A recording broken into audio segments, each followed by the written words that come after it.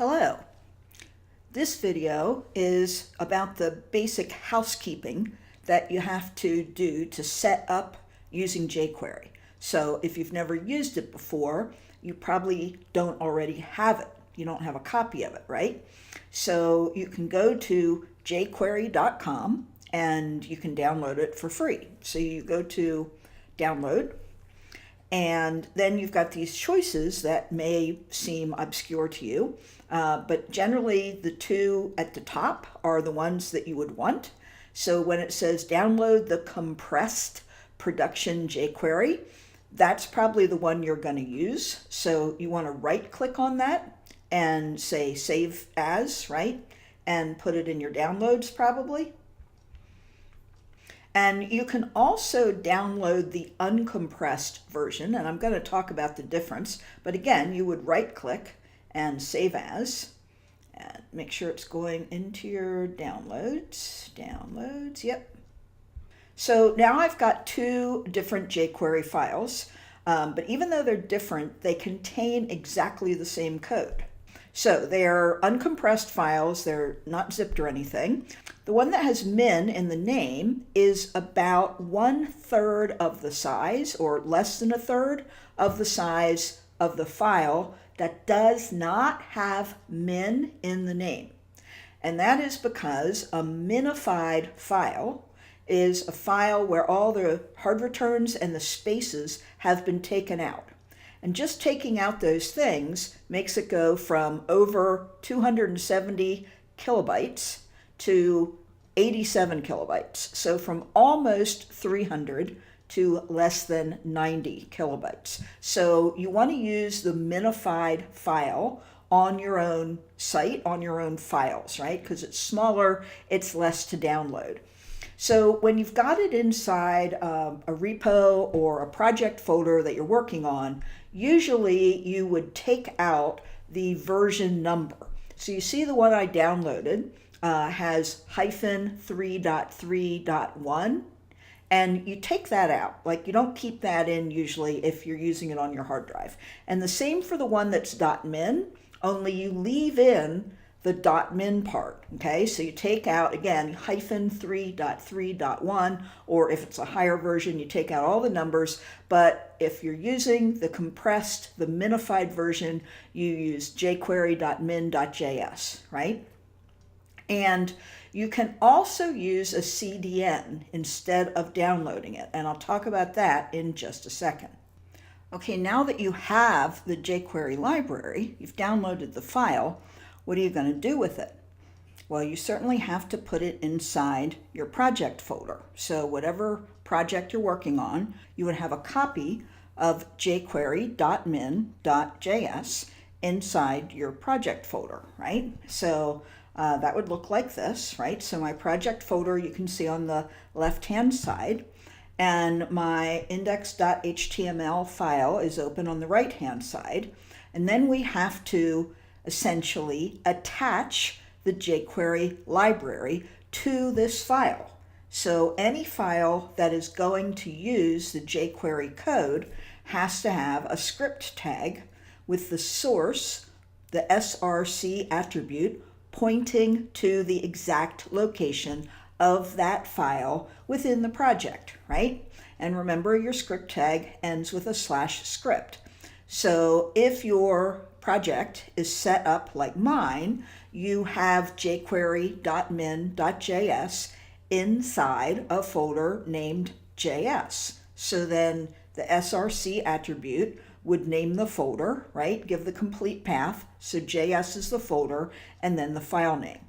So now you've got the jQuery library loaded. Whenever this page loads into somebody's browser, this file will come along with it, as long as that's where it is in relation to this page.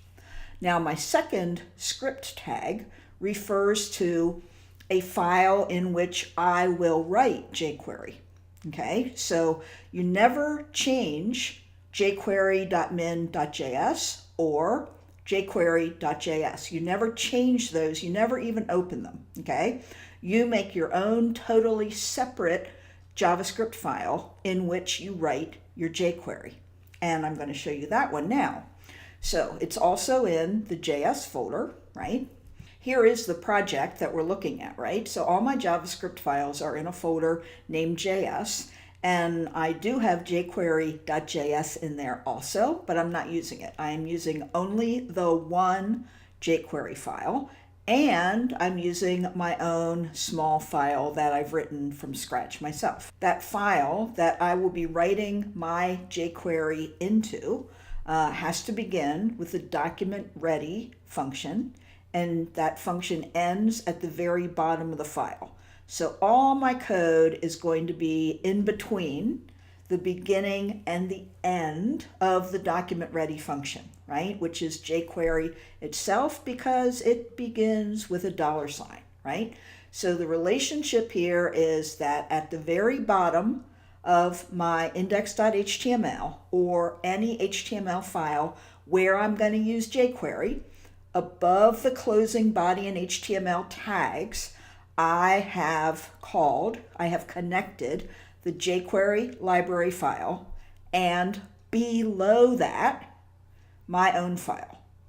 My own file has to come after, or else it won't run, right? Because first we have to load the library, second we load the page, the file that uses the library. Now we have one other thing to cover in this video that we haven't covered yet, and that is using a CDN. So what if you don't want to use your downloaded jQuery library file, but instead you want to link to a CDN that's out on the web? And the way to find the link is also on the same jQuery download page. So it's jQuery.com/download. And you scroll down on this page until you see something about the CDN, and here it is, using jQuery with a CDN, right? So you go there. Where you go to get the link to the CDN is code.jquery.com. And when you select the one you want, so you want to use the latest version, which is jQuery 3, jQuery core 3, whatever, ... not uncompressed, look for the minified, click the link, the normal regular click. There is the HTML script tag that you're going to copy. So you're either going to copy it like this, or you can also hit the little copy link, which is probably safer, right? Then you go back into your file. We will paste what we just copied. All right. So, and it shouldn't really be on separate lines like this. So I'm going to take those hard returns out.